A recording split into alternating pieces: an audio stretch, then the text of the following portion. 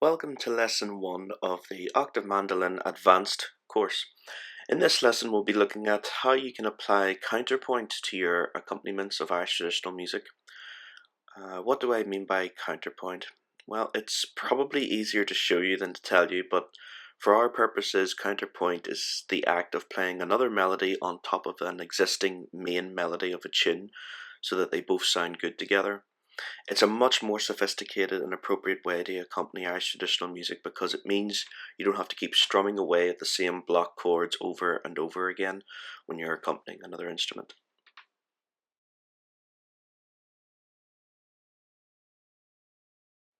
We shall begin by combining counterpoint with the basic jig rhythm that you should already know from lesson 1 of the basic octave mandolin course.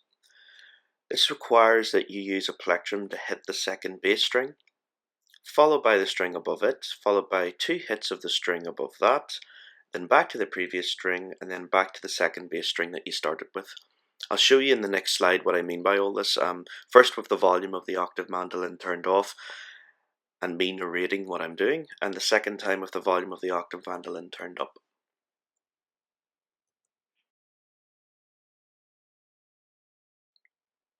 And notice which strings I'm striking with the plectrum and in what order. Also notice that every time I strike a string, it's usually a downward motion, except when I hit the top string for the second time. So the flow of this part should be down, down, down, up, down, down, down, down, up, down, down, down, down, up, down, down, down, down, up, down, down, down, down, up, down, down, down, down, up, down, down, down, down, up, down, down, down, down, up, down, down, and so on and so on and so on.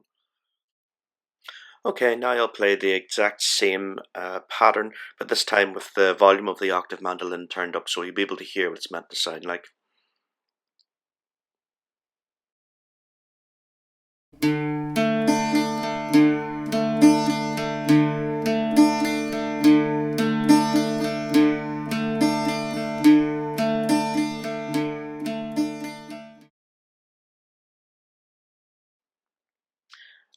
I will now play for you the complete counterpoint pattern that I use frequently for the A section of a jig.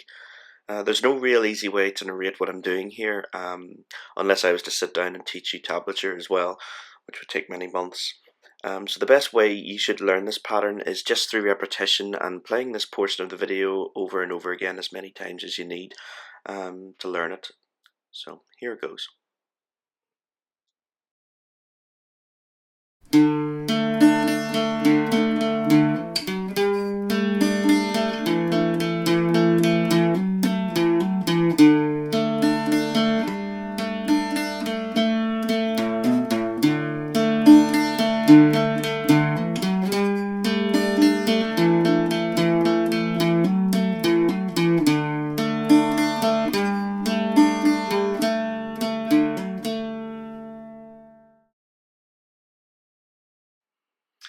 So now I will play for you the complete counterpoint pattern that I use frequently for the B section of a jig.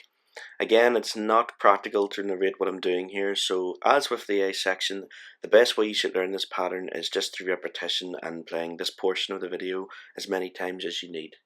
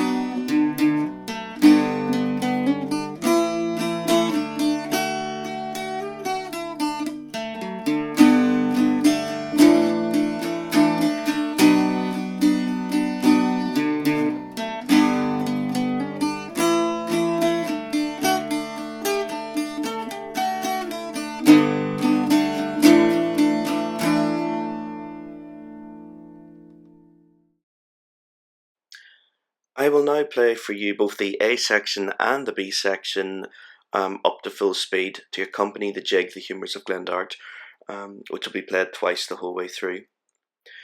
You should note how this accompaniment is different to the strumming chord accompaniment that we looked at in lesson 1 of the basic octave mandolin course. You should get a good idea of how this accompaniment weaves around the main melody of a tune to create its own counterpoint melody. And I hope you'll agree this is a far more effective way of accompanying Irish traditional music than just strumming chords. In my opinion, the best accompaniment uses an element of counterpoint and strumming chords together. And the legendary musician Andy Irvine is a master of this style of accompaniment.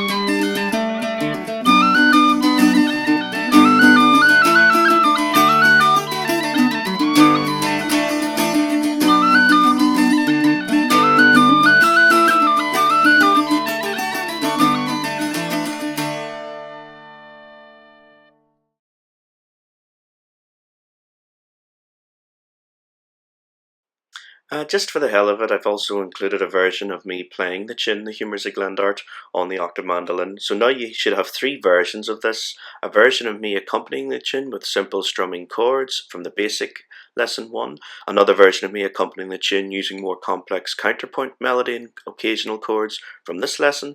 And now a final version of me performing the actual tune on the octave mandolin.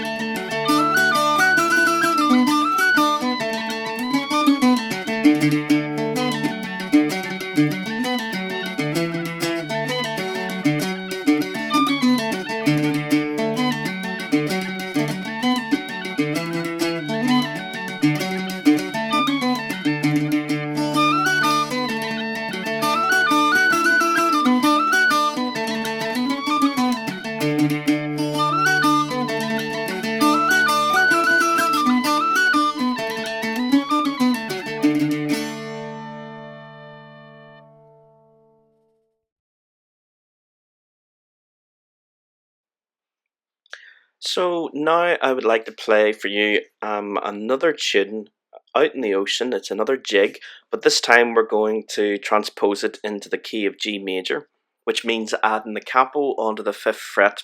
So this is very like what we've already seen in the basic octave mandolin course, where we put the capo on the 5th fret and play the exact same chords in order to accompany a tune in a different key. This time we're going to do the same thing, but we're going to do it with the counterpoint melodies that we already looked at in the previous tune.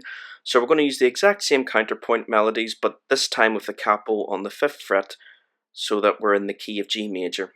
Okay, so this is Out on the Ocean, another jig, but it's in G.